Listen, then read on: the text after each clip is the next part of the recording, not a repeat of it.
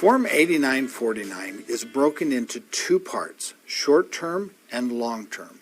The gain or loss will be reported in the part that pertains to the sale.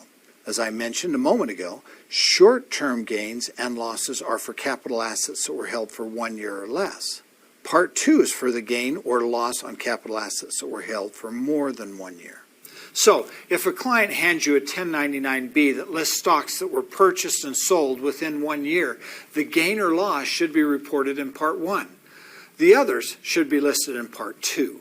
Seems easy, doesn't it? In fact, it really is simple when all the information is provided on the 1099-B.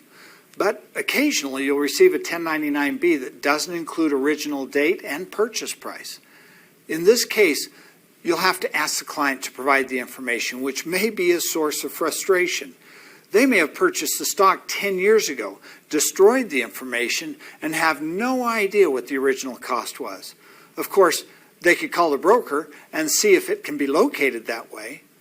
Absent the information, however, if they don't know what the basis was, then the tax preparer has to assume what?